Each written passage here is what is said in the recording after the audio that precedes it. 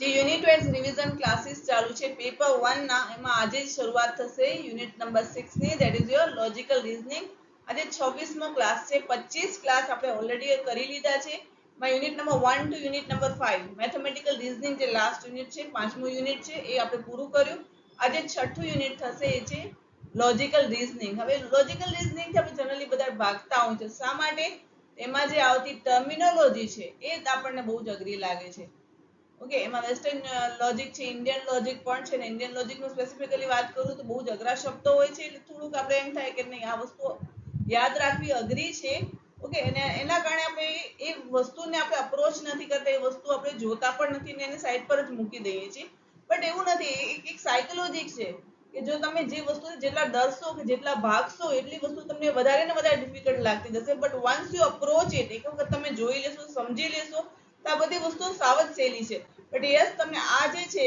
Indian logic chapter એવું છે કે તમારે એટલીસ્ટ 2 થી 3 વખત રિવાઇઝ કરવું પડે તમે એક વખત વાંચી લો ને એટલે તમને ખ્યાલ ના આવે બટ 2 થી 3 વખત આપણે કરીએ એટલે આપણને બધી વસ્તુઓ ગળે ઉતરી જાય મગજમાં બેસી જાય ઓકે એટલે મારી ટ્રાય છે કે જો સમય મળશે તમારી એક્ઝામ પહેલા જે 26 નવેમ્બરે છે એ પહેલા જો મને સમય મળશે આપણે જે ક્લાસીસ છે એના શેડ્યુલ વચ્ચે જો ક્યારે ગોઠવાશે તો હું તમને કરાવી દઈશ બટ યસ આપણું અત્યારનું જે ટાર્ગેટ છે પેપર 1 નું યુનિટ વાઇઝ રિવિઝનમાં આપણે દરેક પીવાયક્યુ છે તમારા 2018 થી 2022 ના હું કમ્પ્લીટલી વિથ એક્સપ્લેનેશન તમને કરાવી દઈશ અને યસ બીજા પ્રેક્ટિસ ક્વેશ્ચન્સ પણ કરશું જે યુજીસી નેટમાં પૂછાતા હોય છે but yes it should be relevant to your GSET examination because UGC નેટનું સ્ટાન્ડર્ડ અને જીસેટ નું સ્ટાન્ડર્ડમાં બંનેમાં ફેર છે તો આપણે ખ્યાલ જ છે ઓકે એટલે જે જીસેટમાં પૂછાતા એવા ટોપિક જો મને મળશે યુજીસી નેટમાં તે પણ તમને કરાવી દઈશ બીકોઝ આપણો ટાર્ગેટ અત્યારે જીસેટ ની એક્ઝામ ક્લિયર કરવાનો છે રાઈટ અને એ ઉપરાંત બીજા પ્રેક્ટિસ ક્વેશ્ચન છે એ પણ આપણે જોઈ લેશું ઓકે તો સ્ટાર્ટ કરીએ આજનો ક્લાસ 26મો ક્લાસ છે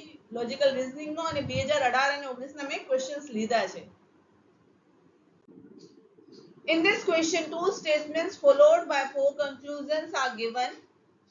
You have to take the two given statements to be true even if they seem to be variance from the commonly known facts.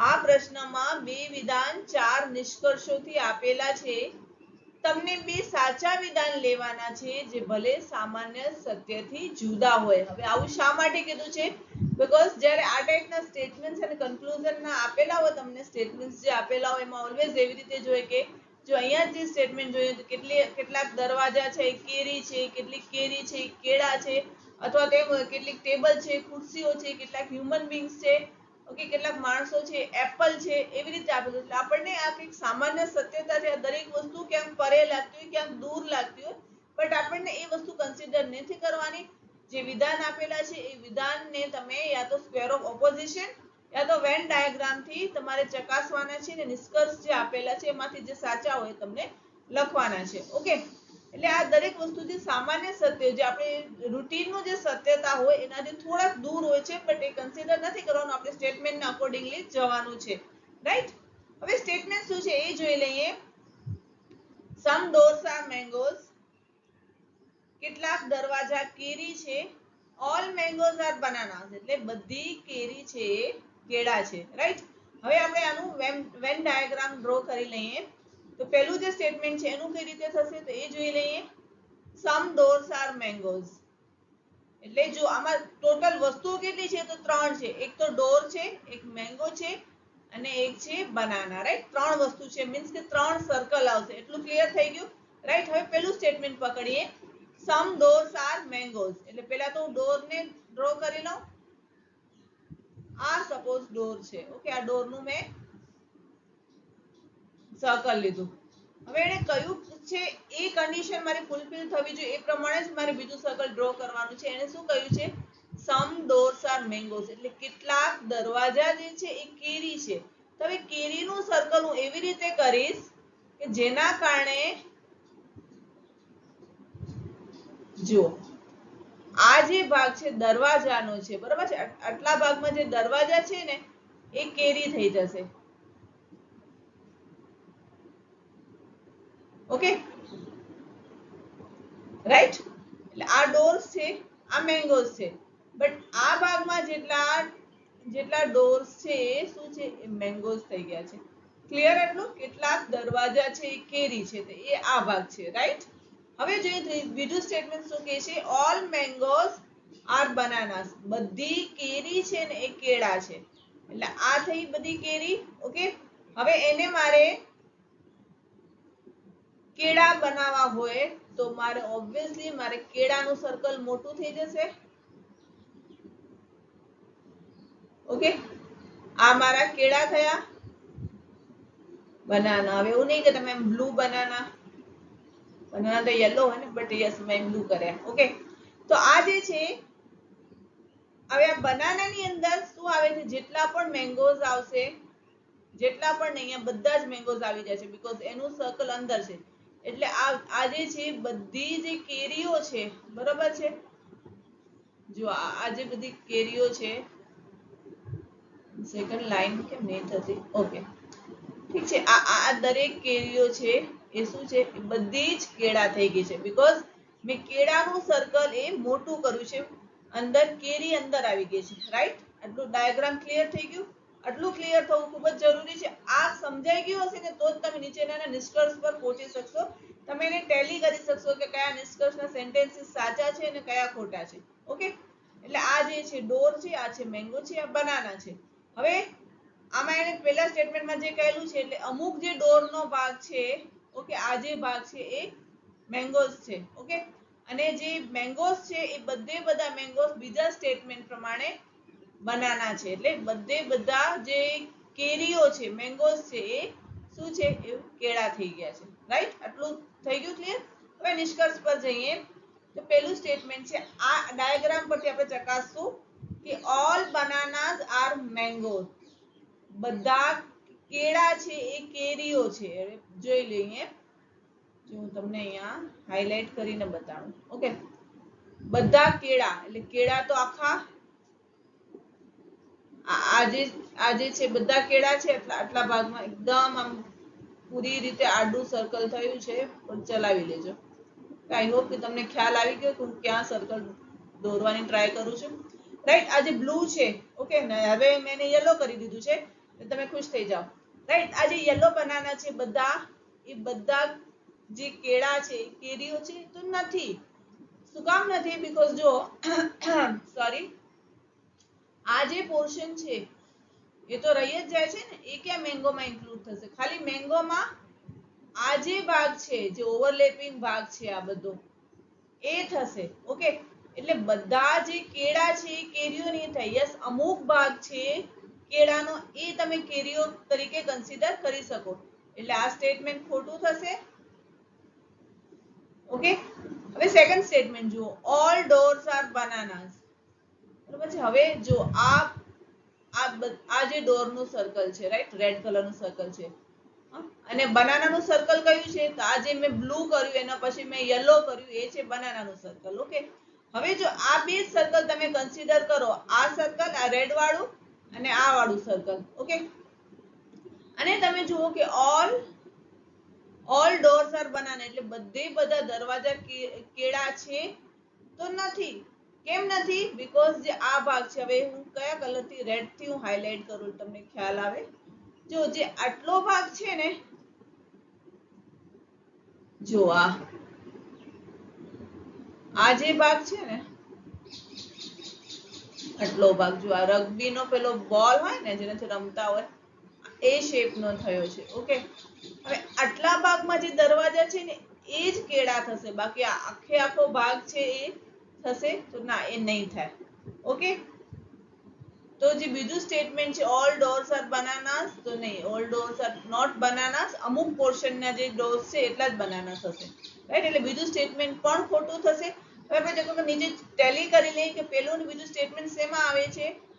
તો જો આમાં આવે છે એટલે ઓપ્શન એ આપણો જતો રહેશે. હવે ઓપ્શન બી માં પણ 2 આવે છે એટલે એ પણ જતો રહેશે. ઓપ્શન 3 માં નથી, ઓપ્શન 4 માં પણ 2 આવે છે એટલે એ પણ નીકળી ગયો. એટલે આપણો આન્સર આપણને બે આટલા ઓપ્શન સોલ્વ કરે આપણને ખ્યાલ આવી ગયો કે આપણો આન્સર જે છે એ આપણો શું થશે? તે સી થશે. ક્લિયર? બટ યસ, આ બંને તમને સમજાવી દો ને જેથી તમને વેન ડાયાગ્રામ ક્લિયર થઈ જાય. તો આ ટાઈપના ક્વેશ્ચન અવારનવાર આવતા હોય છે. થર્ડ સ્ટેટમેન્ટ શું છે? સમ ડોર્સ આર બનાનાસ. હવે જો આપણે અહીંયા જે વસ્તુ સોલ્વ કરી કે બધા જ દરવાજા, જો ઉપરના સ્ટેટમેન્ટમાં શું આપ્યું છે, ઓલ ડોર્સ આર બનાના, બધા જ દરવાજા છે કેળા છે. અને બધા નથી પણ યસ, આજે મેં રગ્બીના બોલનું જે મેં પેલું જે કર્યું છે બ્લેક થી હાઇલાઇટ, એ શું છે, તો એ કેટલાક દરવાજા છે જે કેળા છે. કેવી રીતે? કારણ કે જ્યાં છે કેળા અને ડોર્સ એનું જે સર્કલ છે ઓવરલેપ થાય છે એટલા ભાગમાં જે આપણે કન્ડિશન ફૂલફિલ થઈ જાય છે, ધેટ મીન્સ કે સમ ડોર્સ આર બનાનાસ. આ કેટલો ભાગ છે? આ ભાગ છે જેમાં સમ ડોર્સ આર બનાના, એટલે કે કેટલાક દરવાજા જે છે એ કેળા થઈ જશે. રાઈટ? હવે સ્ટેટમેન્ટ નંબર 4 જોઈ લો. સમ મેંગોઝ આર ડોર્સ. ઓકે, હવે મેંગોઝ અને ડોર્સ ની વાત છે, એટલે આપણું આ રેડ સર્કલ અને આ જે છે એ ગ્રીન સર્કલ એની વાત છે. Right? Sum mangoes are doors. તો જો એના પહેલા એટલું બધું મેં હાઇલાઇટ કરી દીધું છે કે તમને ખ્યાલ, બીજું કલર કરીને બતાવું. જો આ જે ગ્રીન પોર્શન છે, 1 સેકન્ડ, જો આ જે ગ્રીન પોર્શન છે મેં અહીંયા, ઓકે, આ જે છે એ મેંગો નું છે અને આ જે છે એ ડોર્સ નું છે. રાઈટ? ઓકે, હવે જો તમે જુઓ તો આ જે બે જગ્યા ઓવરલેપ ક્યાં થાય છે? આટલા ભાગમાં ઓવરલેપ થાય છે. આ ક્લિયર? જો અહીંયાથી જે આ સર્કલ જાય છે એ આનું જાય છે, બરોબર છે, આ મેંગોઝ નું છે અને આ ડોર છે. આ પેલો રગ્બીનો મોટો બોલ થયો, આ રગ્બીનો નાનો બોલ તમે જોઈ લો. રાઈટ? આટલો જે પોર્શનમાં જે તમારે આવશે, જો સ્ટેટમેન્ટ ક્યાં ગયું, કેટલી કેરી છે દરવાજા છે. યસ, આટલા પોર્શનમાં જેટલી કેરીઓ આવશે એ દરવાજા હશે. ક્લિયર? કારણ કે બીકોઝ એ બંને છે એકબીજાને ઓવરલેપ, બટ યસ ઓવરલેપ કરે છે. ઓકે, તો એ જે થશે statement, that is some mangoes are doors. Okay, તો અહીંયા આપણી કન્ડિશન જે છે ફૂલફિલ થઈ જાય છે, ધેટ મીન્સ આપણો સ્ટેટમેન્ટ 4 સાચો થશે. ઓકે, એટલે આપણો શું ઓપ્શન સાચો થશે? That is our option C. Clear? Because આ સ્ક્વેર ઓપોઝિશન્સ અને વેન ડાયાગ્રામ ક્લિયર કરી જ લેજો, બીકોઝ એના લગતા ક્વેશ્ચન જનરલી પૂછાતા જ હોય છે. રાઈટ? હવે જે સાચો આન્સર થશે that is our option C. Clear? હવે આગળ જઈએ. હવેનો ક્વેશ્ચન છે, ધ સંસ્કૃત વર્ડ ઉપમાન મીન્સ ડેશ. સંસ્કૃત શબ્દ ઉપમાન એટલે શું?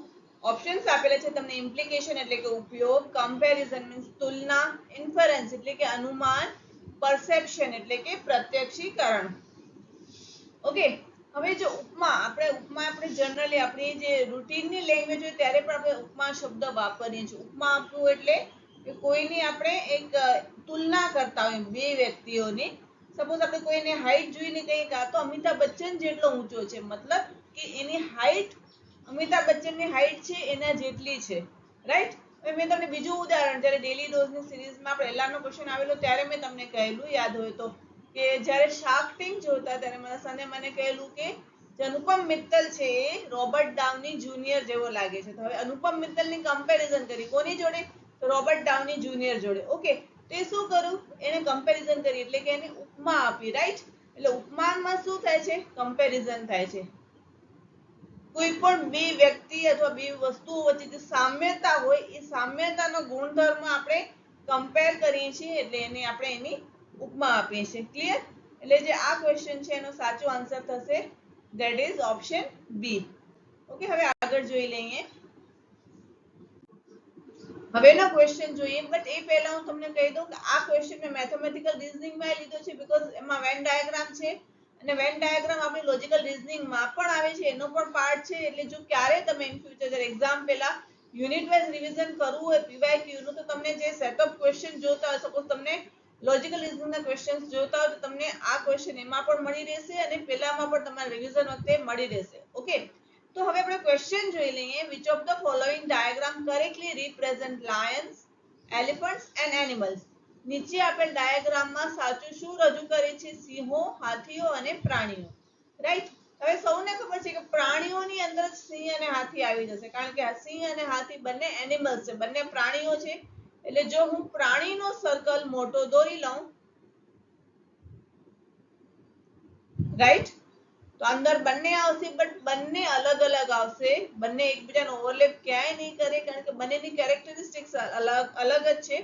બીકોઝ જે હાથી છે એ શાકાહારી પ્રાણી છે અને સિંહ છે એ માંસાહારી પ્રાણી છે, એટલે બંનેને હું આવી રીતે રિપ્રેઝન્ટ કરી શકું, રાઈટ. આ જે ઉપરનો જે સર્કલ છે એ શેનો છે? તો એ છે પ્રાણીનો, અને આમાંથી એક સર્કલ તમે લઈ લો હાથીનો, અને આ જે છે એ સિંહનો. ક્લિયર? ખ્યાલ આવી ગયો? આ પ્રમાણે જે ઓપ્શન થશે આપણો સાચો, that is our option A. Okay, so the correct answer is option A. હવે આગળ જોઈએ, જોઈ લઈએ નેક્સ્ટ ક્વેશ્ચન છે, ન્યાય સિલોજિઝમ હેઝ ડેશ સ્ટેટમેન્ટ્સ. ન્યાય સાકલ્યવાદને એટલે કે પક્ષ પ્રમાણને કેટલા વિધાનો છે? ઓપ્શન છે 1, 5, 3 કે 2. ઓકે, તો હવે ન્યાય ફિલોસોફી કોણે આપેલી એ પણ તમારે યાદ રાખવાનું હોય છે. ગૌતમ મુનિએ આપેલી. ઓકે, 4th સેન્ચુરી BCE એટલે બિફોર ક્રાઇસ્ટ એરા માં એમને આપેલી ગૌતમ મુનિએ. હવે ન્યાય જે ફિલોસોફી છે એમાં લોજિકલ અને એનાલિટિકલ,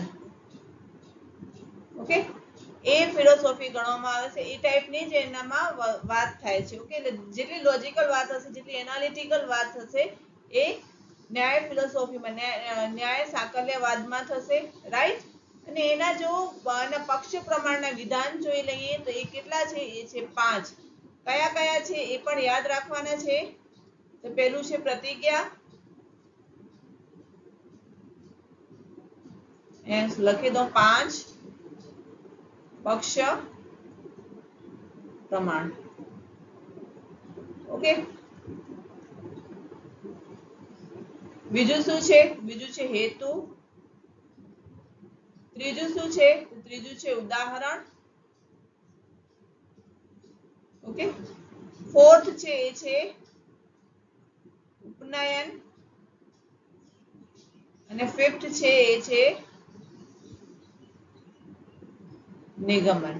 ઓકે, આ જે છે 5 છે એના પક્ષ પ્રમાણ છે. કયા કયા છે તમારે યાદ રાખવાના, બીકોઝ ઘણી વખત પૂછાઈ જાય છે. ઓકે, તો આ વસ્તુ છે ન્યાય સાકલ્યવાદને છે એને લગતી જે બીજી રિલેટેડ ઇન્ફોર્મેશન છે યાદ રાખી લેજો, ક્યાં પણ લખી લેજો જેથી તમને ખ્યાલ આવે. અને યસ, દરેક જે સિલોજિઝમ છે, દરેક સાકલ્યવાદ છે એના ફાઉન્ડર કોણ છે દરેકના યાદ રાખવા જરૂરી હોય છે, બીકોઝ ઘણી વખતે A અને B મેચ કરવાનું હોય છે, એમાં પૂછે છે, એટલે આ દરેકના યાદ રાખી લેજો. અને ડે બાય ડે જે ક્વેશ્ચન આવશે એના તો હું તમને લખાવી જ દઈશ. ઓકે, હવે જોઈ લઈએ, 1 સેકન્ડ. સાચો આન્સર છે that is option B. Question છે, should high chimneys be installed in industries? ઉદ્યોગોમાં ચીમનીઓ ઊંચી રાખવામાં આવે છે, રાઈટ. હવે આ જે સ્ટેટમેન્ટ છે એના માટે આર્ગ્યુમેન્ટ્સ આપેલા છે, અને એક વસ્તુ ધ્યાન રાખજો કે જ્યારે આર્ગ્યુમેન્ટ્સ હોય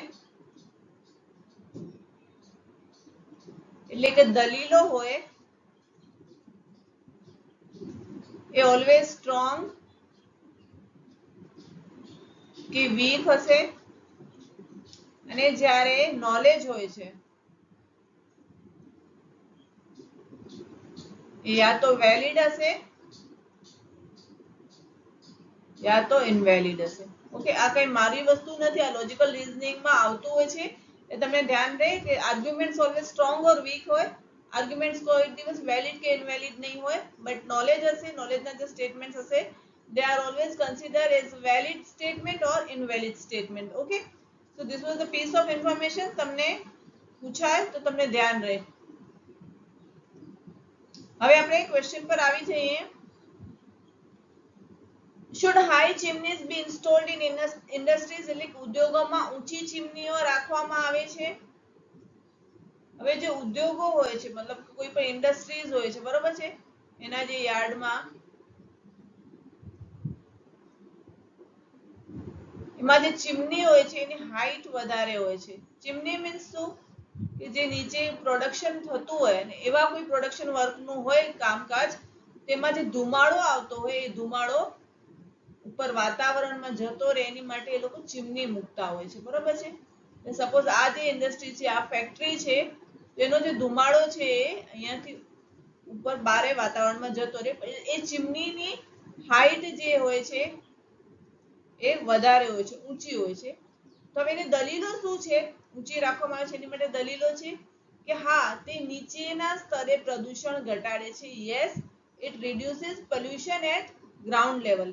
મીન્સ કે જે નીચેનું સ્તર એટલે કે જ્યાં ઓક્સિજનની માત્રાને આપણે જ્યાંથી આપણે ઇન્હેલ કરતા હોય છે, બરોબર છે, જે નીચેનું સ્તર હોય છે ત્યાં પ્રદૂષણ ઘટાડે છે. તો યસ, પ્રદૂષણ નીચેના લેવલે ઘટશે બીકોઝ એ ઊંચાઈ પર હોય છે. ચીમનીઓનું જે એક્ઝેલેશન પોઈન્ટ હોય છે, જ્યાંથી પેલી જે ધુમાડો બહાર નીકળે એ હાઈટ ઉપર હોય છે, એટલે જે નીચેના સ્તરે જે નીચેનું જે લેવલ હશે ત્યાં પ્રદૂષણ ઓછું થશે. આ વસ્તુ સાચી છે, રાઈટ. સેકન્ડ સ્ટેટમેન્ટ શું છે? બીજી દલીલ છે ના, તે ઉપરના હવામાનના પ્રદૂષણમાં વધારો કરે છે. No, it increases pollution in upper atmosphere. તો એ વાત પણ સાચી છે. જ્યારે હાઈટ ઉપર ચીમની હશે એનો જે ધુમાડો ઉપરના લેયરમાં બહાર નીકળશે, ઓકે, બારે એક્સેલ થશે અહીંયા, ત્યારે નીચે તો પ્રદૂષણની લેવલમાં વધારો નહીં કરે, બટ ઉપરના લેવલમાં તો પ્રદૂષણમાં વધારો કરશે જ ને, રાઈટ. એટલે આ વસ્તુ પણ સાચી છે, ઓકે. હવે એના જે કન્ક્લુઝન છે એમાં જોઈ લઈએ તો only one argument is strong. નહીં, વન નહીં, બંને છે એટલે આપણું એ નહીં આવે. ઓન્લી આર્ગ્યુમેન્ટ 2 ઇઝ સ્ટ્રોંગ, તો એ પણ નહીં આવે. either one or two is strong, એટલે કાં તો એક અથવા બે મજબૂત છે, એટલે બંને એક સાથે નથી, કાં તો એક મજબૂત છે યા તો બીજી મજબૂત છે, તો એ પણ નહીં આવે. both 1 and 2 are strong, બંને આર્ગ્યુમેન્ટ 1 અને આર્ગ્યુમેન્ટ 2 બંને મજબૂત છે, ઓકે. તો અહીંયા જે સાચો આન્સર થશે એ આપણો ઓપ્શન ડી થશે.